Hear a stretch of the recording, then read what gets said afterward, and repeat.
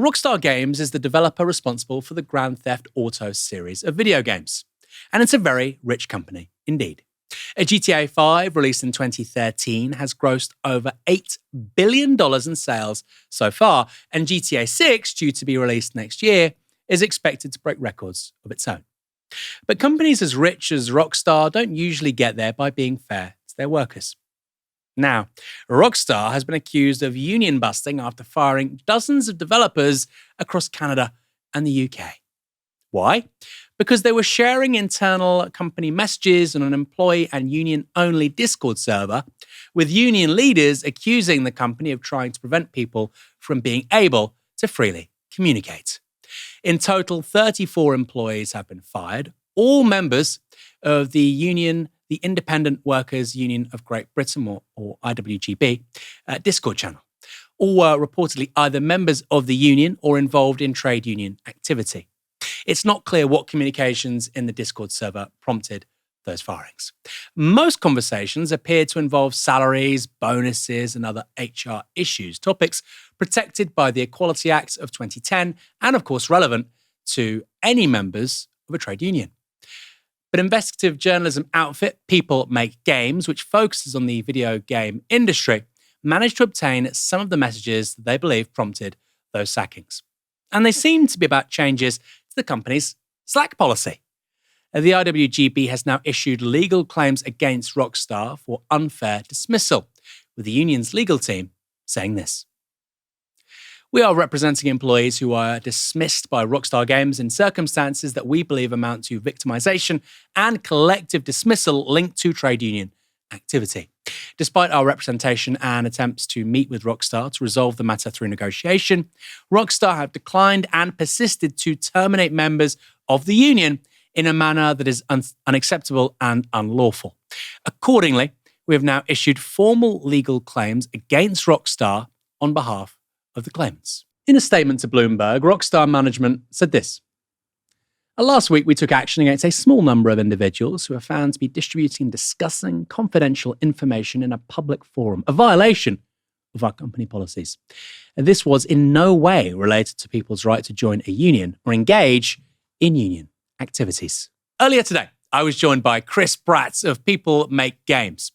I began by asking him about whether this was an example of union busting. I mean, I asked this question to one of the workers myself when they were demonstrating up in Edinburgh, and they said it's hard to ignore the correlation there. I mean, 34 people have been fired for gross misconduct, and I had been speaking to these people before the firings took place because they were unionizing. These were the exact same people that were in the early stages of forming a union at Rockstar, and I initially thought I was going up there to see them to kind of break the news that this union even existed, a big landmark moment for British Games Union history. And then the next thing I know, almost everyone I'd been in contact with from the organizing committee and the wider union there had been fired in one go. We don't know exactly what Rockstar has in terms of evidence to defend this decision, but yeah, from what we've seen so far, I can certainly see why people are using that kind of language. So just to be clear, we're talking about more than 30 people, and all of them are being hit with this claim of gross misconduct, not misconduct, gross misconduct. All of them. Yeah, that's right. And there's been very little sort of evidence provided as of yet, but we would later hear a very short statement from Rockstar, which claimed that these employees had been, and I quote, distributing and discussing confidential information in a public forum. And if you know anything about the games industry, and particularly Rockstar Games, the creators of Grand Theft Auto, Red Dead Redemption, it's an industry that can sometimes be plagued by these massive leaks that happen. They can be quite turbulent for the companies involved. And that language, confidential information on a public forum, to a lot of people, it suggested, oh, well, maybe these people have been leaking important information from the games, screenshots, footage, things they shouldn't have been. And what we have found out from speaking to the union and sources inside Rockstar is that this public forum refers to a Discord server that the union members had been using to organize their activities.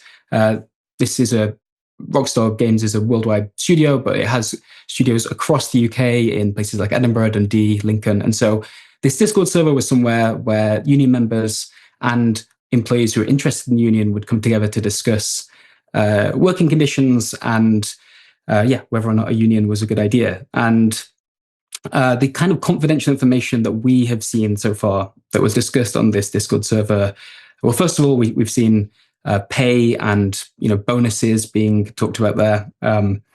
The union have defended this as completely normal behavior for people trying to improve their conditions at work. And then what we've been told by sources inside the company, and it lines up with this timeline we now understand of when the firings took place, is that this is going to sound very granular, Aaron, sorry about this. There was a Slack set of servers at Rockstar which people would use to communicate at work, and some policy changes had been announced on this how Slack would work going forwards. Basically, they're getting rid of all the channels where people could talk about things that wouldn't work, which is a gesture in of itself. And over on this Discord, the union members were discussing their frustrations about this. Some of these channels were places where they had lightly been trying to organize and get the message out about working conditions. And it seems, from what we've heard from our sources, that this discussion of what was internal emails about a policy decision related to Slack seems to be at least part of, if not the thing that has kicked off an investigation into this Discord server, and has then been pointed to as a potential breach of contract, leading to this gross misconduct set of firings. Now, we don't know what Rockstar has on top of that, but so far, this is the thing that we've seen from the Discord server, which could be pointed to as confidential information. And if you line up that kind of discussion with the way in which these people were fired, again, this is why the union so far is claiming that this is, I think they describe it as one of the most blatant examples of union busting in the history of the games industry.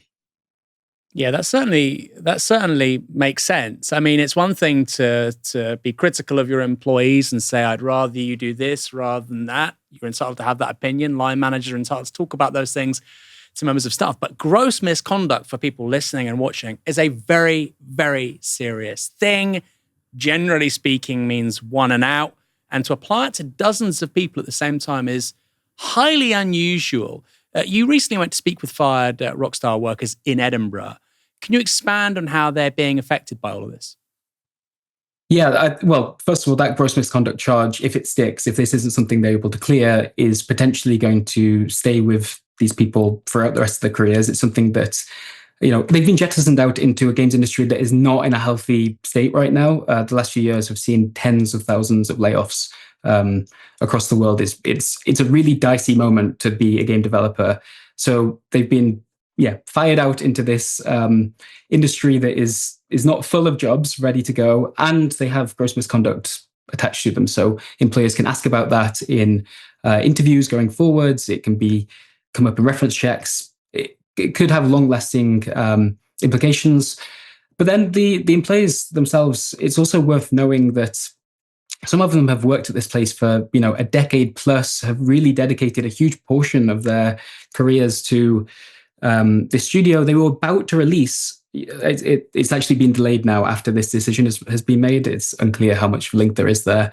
But they were about to release one of the biggest games of their entire careers. It will be one of the biggest games the games industry has ever seen, as far as we can tell. Analysts are predicting it could be bringing, I think, $3 billion worth of revenue in its first year. This was a huge moment for them, and they are no longer going to be at the studio when the game that they've spent years working on comes out. And then one other thing I wanted just to note on how it's affected them as individuals. I've spoken to people who are here in the UK on work visas, who've brought family members with them attached to those work visas, pets, and have traveled halfway around the world to work on this game at this studio that they, really care about.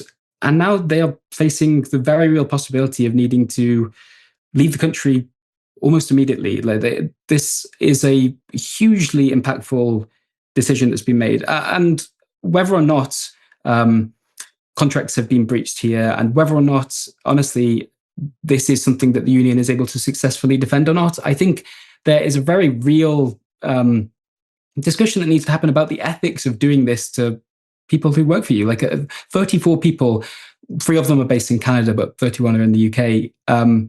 Yeah, their lives have been completely changed in an instance. Even the way in which they were fired, actually, they were brought into the day it happened, right at the end of October. They had a very short meeting with HR if they were in the office, handed an envelope which with some brief details as to why the firing had taken place. They were then escorted out of the building by security. They were not allowed to speak to colleagues on the way out. They were not allowed to pick up the belongings from their desks. Like, I don't think you can compare the outcome here, the punishment with the crime, from what we've seen so far. It feels like such an inhumane way to treat these people who work for you, and it's why we felt it's been a really crucial story for us to cover, and for the games industry, and hopefully the wider country to really not get brushed under the carpet. Is your suspicion that really this is just a pretext to get rid of people that maybe the company was looking to get rid of, that because of developments with regards to AI and some of the job cuts you've talked about happening in the industry globally, this was just quite useful? And I think that really gets back to what you were saying about this being cruel, even if they have done something wrong, and I don't think there's much evidence of that. But even if they have, gross misconduct, people having to leave the country, departing in the manner you just described. Also, you don't have to pay compensation packages. You don't have to go through quite onerous exit plans with some people. You might say, I get it, that's not necessarily convenient for a business, but this is a really, really shoddy way to be carrying on. Yeah, there's a few things on that, really. I think it can't be understated how important a Rockstar union would be for the British games industry. Right now, we have one certified workplace union in the country. That only happened in October as well. So we are in a very early moment for unionization here, but it's coming. Like the layoffs that have hit the workforce, there's a lot of talk of AI and that leading to job cuts as well, coming down the pipeline.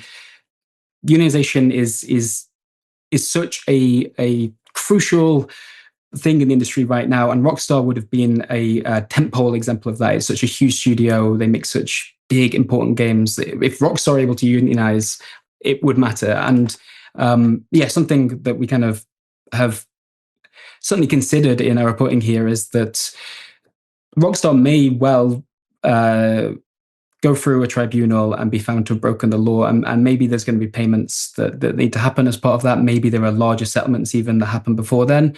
But you do have to wonder whether or not that's a price this studio, this extremely lucrative company, would be willing to pay in order to just crush a union before it can even get going. I mean, the message this is sent to workers that still are in the studio. I mean, the union does exist still. In fact, we've been told that there's been some recruitment that's happened even on the other side of this, but it must have just set the fear of God into these people as to whether or not this is something that they can risk being a part of.